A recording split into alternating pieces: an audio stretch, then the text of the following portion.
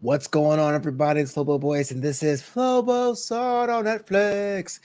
That's the show where we go deep into the archives, or maybe not deep enough, but we talk about Netflix shows or shows on Netflix. Typically, that means original series, but it could be some deeper cuts that are platform agnostic. Before I get to today's episode, which is Beckett, which was released by this recording about this week, you can find out more about Flobo Saw on Netflix, as well as the other shows in the Flobo Saw on Netflix, canon, even the comedy shows, by hitting up the Patreon, patreon.com/Flobo Boys. We call it the Boisterous Crew. That's you get to unlock bonus content like show notes, other interviews, and the exclusive version of this show where we talk about the comedy specials. This is one a month. It's exclusively for Patreon subscribers. Make sure to check it out at patreon.com/Flobo Boys. You see, I have a long queue on my Netflix. It's just a mile long. When I have about an hour or two of downtime, I open it up. I go, what on my queue am I going to check out today? And I look at run times and I go, I don't have time for this. And that's where my run times get that much longer. Excuse me, my queue gets that much longer. But I got the email this week from Netflix saying the new film Beckett, featuring John David Washington, son of Denzel, is going to be live in the marketplace on the platform. Check it out. And I've seen John David before. I have not seen Tenet, which was slated to be his breakout role. I did see him in the first season of Ballers on HBO. It's true what they say. He shares a lot of mannerisms with his dad. Sometimes his voice slips in and out of Denzel, which is something that's really uncanny. But it was a chance to see this hot actor in a star vehicle. I jumped at the chance. In fact, this movie jumped the line, if you say. So, as the ratings are right now, IMDb has it at a cool 5.6 out of 10, and Rotten Tomatoes has it at 51%. Again, much like the last episode of Flip was on Netflix, you're seeing a little bit of a consensus between those two. In my opinion, Rotten Tomatoes tends to be a lot more inflated. IMDb tends to be a lot more conservative. So it's always interesting that they're on the same par. Not bearing the lead, I kind of agree. But here's why. So Beckett starts off as on vacation, kind of, sort of, with our main character enjoying the time of his life. Gets to a car accident. His wife seemingly passes away.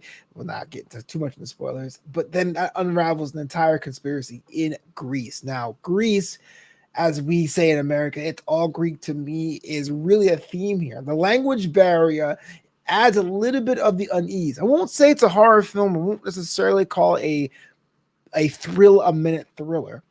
But that part of being halfway across the world in a foreign language and not being able to help yourself and to ask people for help when you're in a car accident where you think your wife may have been injured or dying, or maybe you need help where wild gunmen are out to get you. We'll get to that in quite a second.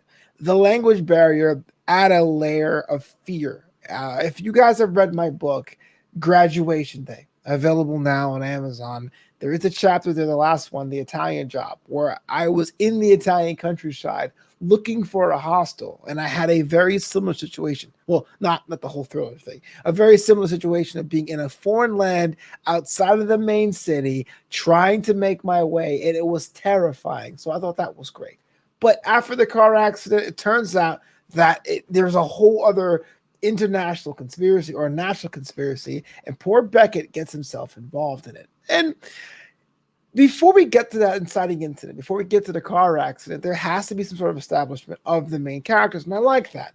But the thing is, if you didn't know anything about the movie, you're a little confused as to what kind of movie it was. Was it going to be an action film? Was it going to be a romance picture? They really had to make Beckett's character in love with April's character, Alicia Vikander's character. So they did the whole lovey-dovey eyes into each other and the hearts and stuff, and I felt that, okay, that makes sense. But you look at a Luc Besson movie, and by no means I'm saying Luc Besson is the best action filmmaker. It's a guilty pleasure for me, like From Paris with Love or Taken. they may be that same scene of the main character loving their spouse before they get injured or taken away, but there's usually cues, the soundtrack or the quick cuts or even the graphics on the screen outlining the credits let you know it's going to be a high octane kind of movie. It's going to be that. Just stay with us. Beckett doesn't have that. Now, to be fair, the movie doesn't really get out of second gear. It's an action thriller with just some action scenes. John David Washington gets to act his butt off, but he's not given much to work with. In fact, I didn't even realize it was John David Washington at first. If you saw Tenet or the posters for Tenet, he looked a little bit more svelte than that one they did here. Add a couple pounds of weight, and I'm not body shaming him. I understand he probably gained the weight for the role, but it kind of like made me realize this guy's not going to be Jason Bourne the way he's presented. He's dressed as drably and as American as possible. I love the everyman aspect of it. It's definitely a kind of departure from the John Wick overpowered kind of action movies, but he's not given much to do. There's a scene here and there, enough to say, hey, look, it's an action thriller, but not enough to say you gotta check out the scene when. And I think that's what matters. You look at a show like John Wick.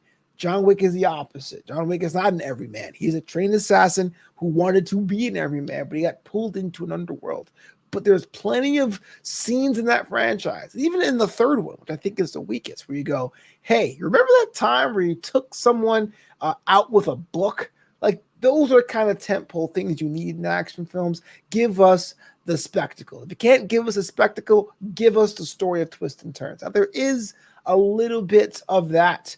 There's a whole plot line about a dissenter on the national political scale and a kidnapping, and there is some bit of twisting there, but to me, it never seemed big enough. Here you are in this giant country. We don't really know about the context of Reese going into it, but what you're presented is pretty much surface level. There's an opportunity here to go deeper, but it doesn't really happen. Look, I don't want to say that I'm sitting here with my film degree going, I demand more from my action movies, because sometimes action movies are just good. Sometimes you want to have something going on playing when you're working with things. I get that.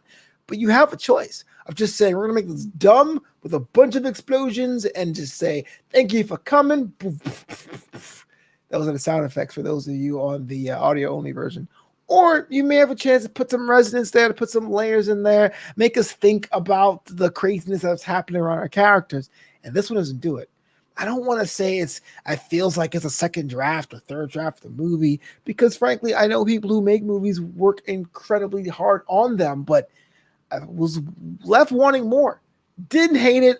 For Netflix, it's perfect. It's an hour and 40 minutes, which I think should be the runtime of movies, but by today's standards, it's fairly short. So I wasn't expecting the world, but it's definitely something that, and I know I said it's a lot about the movies on Flobo Saw Netflix to put on while you're doing other things, but this one is kind of like something you will have on in like a bar.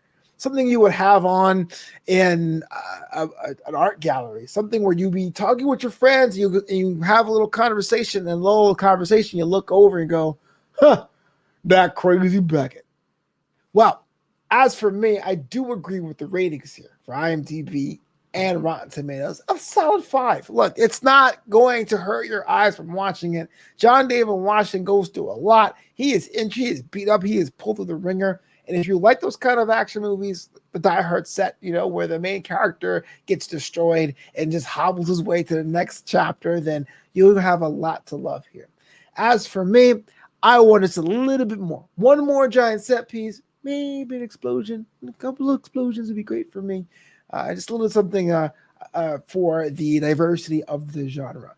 Beckett, I wouldn't necessarily skip it, but I wouldn't go out of your way to check it either.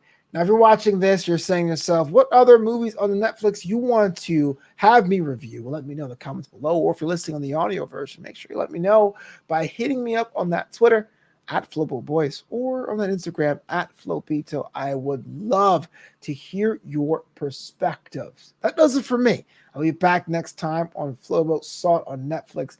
Do me a favor if you haven't already. Check out newamsterdam.com, KWAmsterdam.com to learn more about the shows and the things that I host. But until next time, it's Flobo Saw on Netflix.